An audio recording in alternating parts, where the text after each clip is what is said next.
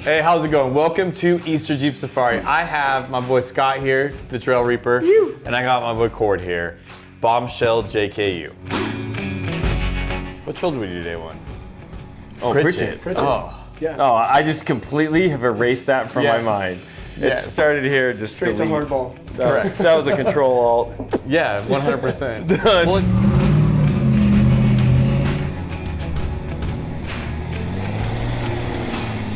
We had Billy, is he still one bad LJ, or is number 2. or is he like another bad LJ because you have another bad LJ? He's one bad LJ number 2, okay. and one bad LJ number 1 Is now Diana. Is now Diana. Yeah.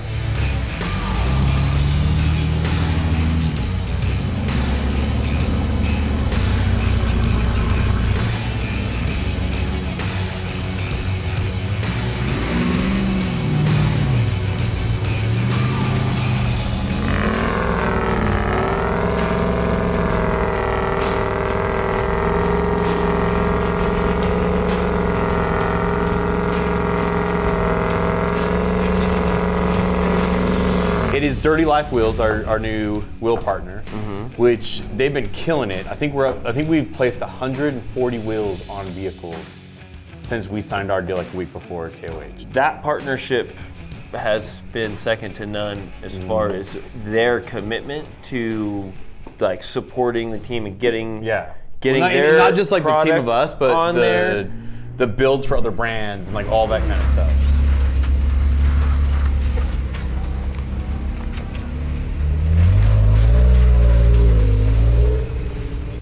Pritchett's always a cool run because it's like you're running a gauntlet, right? And when you start down that canyon, you just know that you're in for it for the day. You had everything from like what I would say are very stockish Jeeps to buggies. full. Like you had buggies, you had an Ultra 4 car.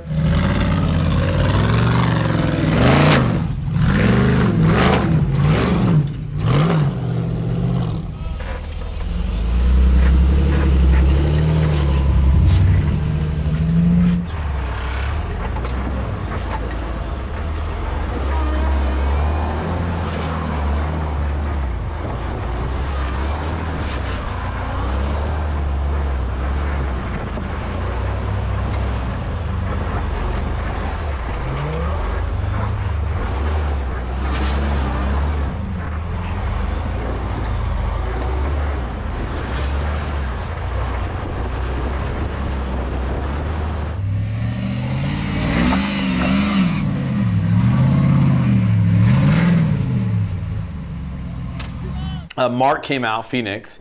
He came out on Pritchett. He didn't even make it past Chewy because he comes out and first thing that happens is like boom, his power steering pump goes out. I just got my new Dana 80 in, right? Yes. And I just got new tires. I ran Pritchett a lot of times and I don't think I ever felt as comfortable in my Jeep on Pritchett with the other axle that I used to have compared to that Dana 80. It's like a grappling hook. You just like, I'm like, I want to go that way, and I just throw it over something, and it just pulls me through.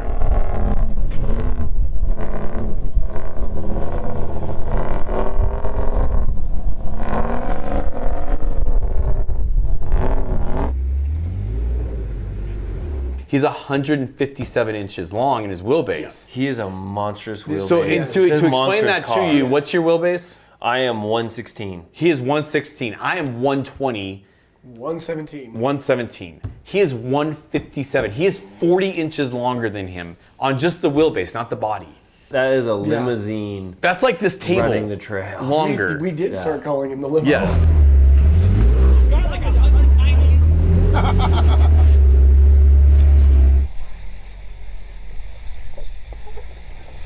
I think like that was the first time I've ever met Dakota Moore on the trail. Yeah. Yes. I've never seen him on the trail before or whatever, right? And what does he do? He brings out some like $5,000 old school Toyota and just shows us all up. And we're just like, Works it over. Yeah. He's like,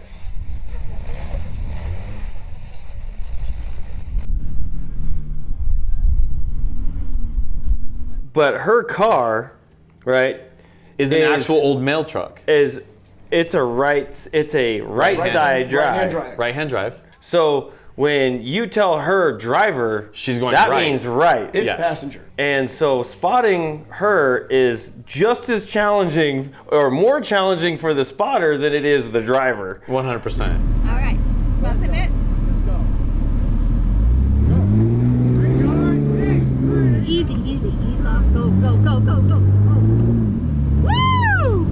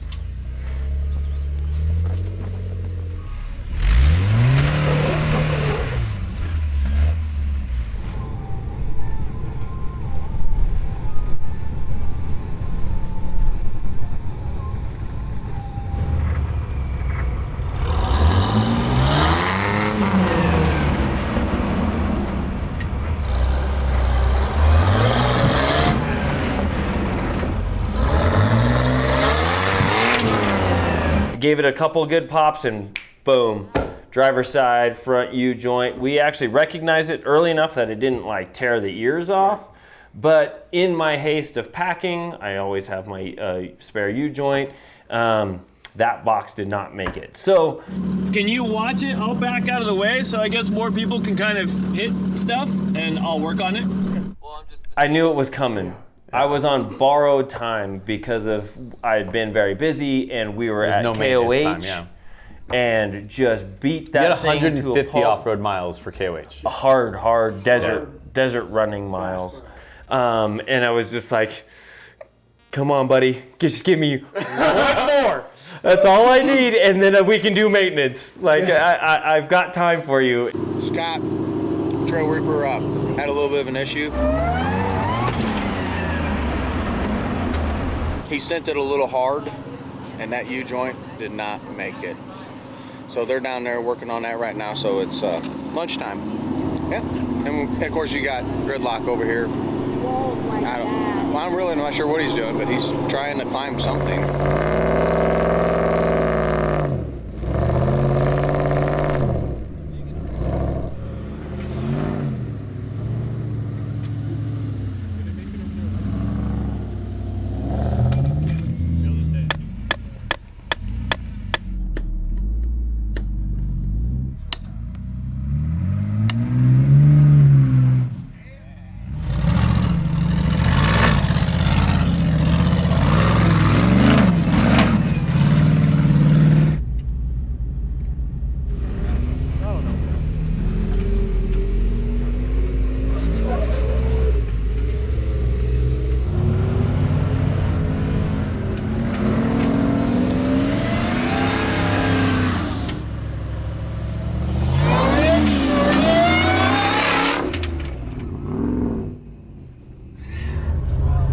Made it to Rocker Knocker. Oh yeah.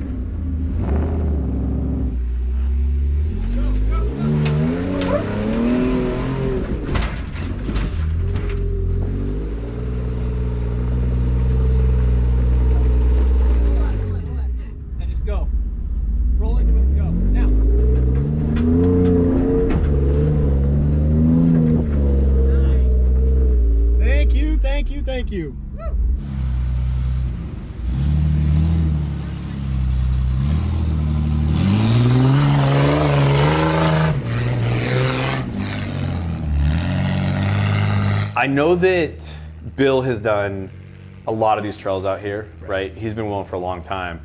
And Diana's been with him on a lot of these trails, but I think this was her first Moab that she came and wheeled.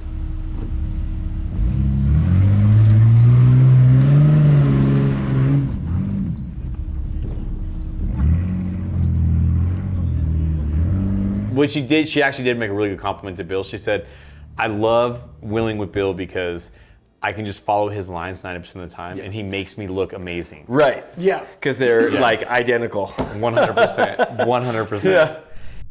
So I had to tuck tail and run out of Pritchett.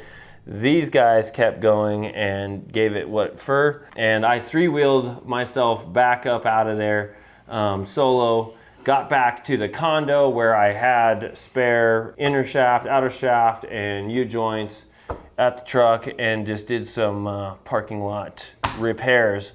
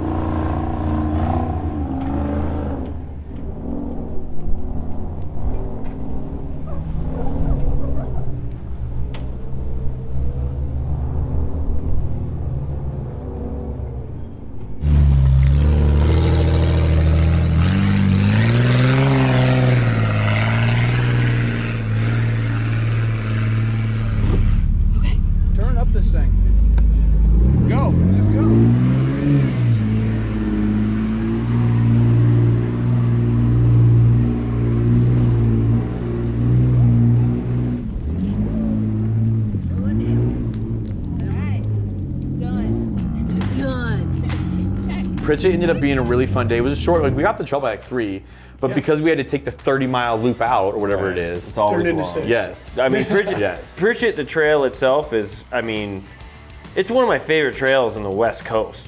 You know, like It has a good on assortment the west of a side. lot Like of things. it's a great trail. But you finish that trail, you are not done. You have quite a lot of dirt road driving to get off of. That's that why last trail. time we did Pritchett, we just turned around and ran the back. Ran back. We Yeah, ran that in less than an hour. Oh, on it's the way much. back. It's It was much more fast. efficient to go right back as long as you're comfortable going down A lot of really crazy big things. waterfalls. Yeah. If you're comfortable with that, then you're good to go. And it's much quicker. But that being said, majority flows through, and you're dealing with a lot of dirt road. Second day, Tuesday. So I think we all just hung out for a little bit. We ended up going over to play on Potato Salad Hill.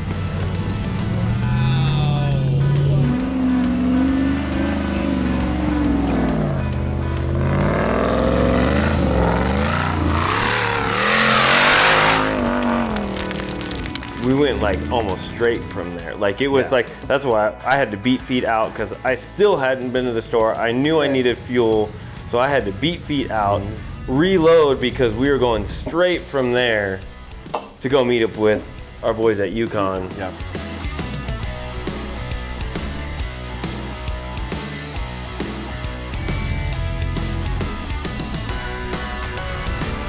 Well, it's nice when we are the participants in a run. Yes. We are not leading it, we're not coordinating it. Yes. You know, I'm just and- showing up for their tacos. Yeah, and they're delicious.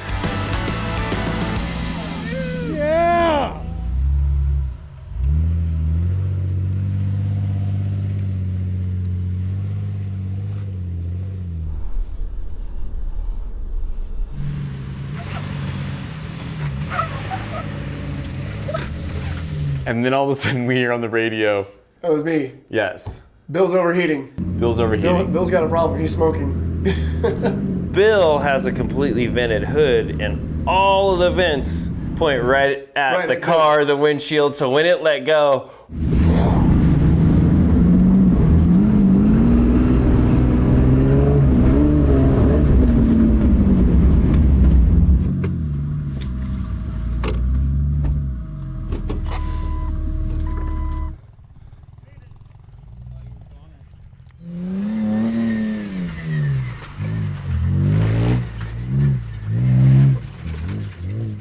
They bring a bunch of race car drivers, you know, influencers, whatever you want to call it, out there. And then they raffle off 5 Jeep spots. yeah. So you can bring your Jeep and your family, whoever you want, and come wheel with us. And like come wheel with all these Right. people and have fun and like be a part of it, right? The run that we did, if you saw the Great American Crawl where we did Backwards Bill, Yep. that was the run we did where the guy had rolled his Rolled. Jeep. Yep. Yep.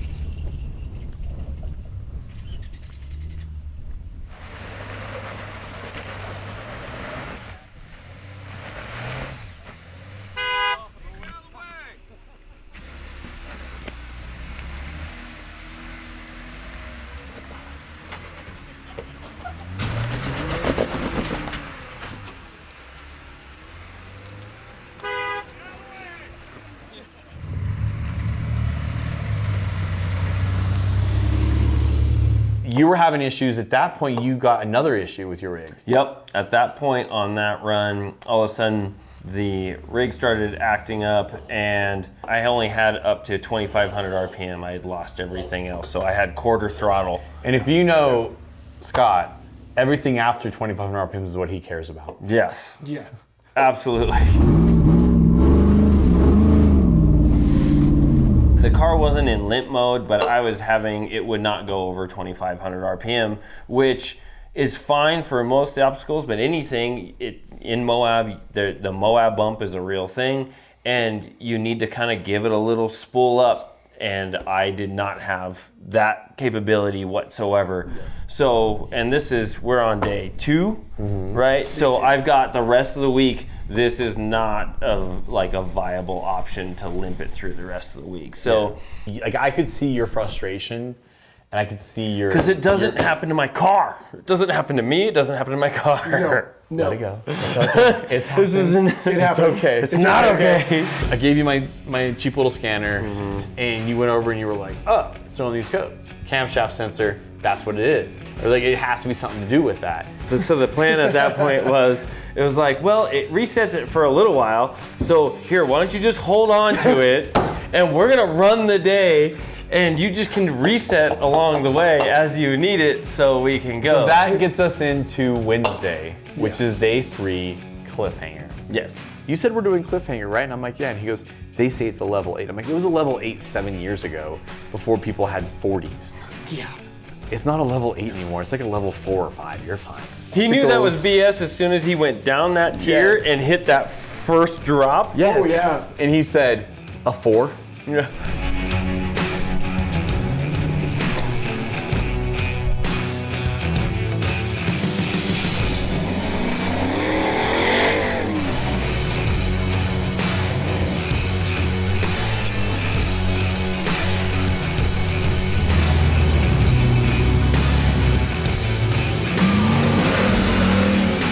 And all of a sudden, Scott gets on the radio and Scott says, Stop. Well, it was more of like a hibbity-hibbity-dibbity, because I couldn't come up with just Something's hanging words. from your Jeep. There's bad things, just stop.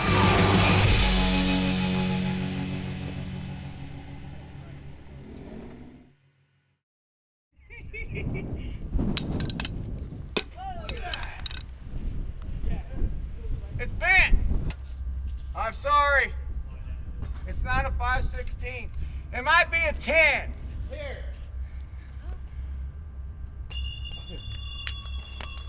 Look at that. Man, that's pretty good.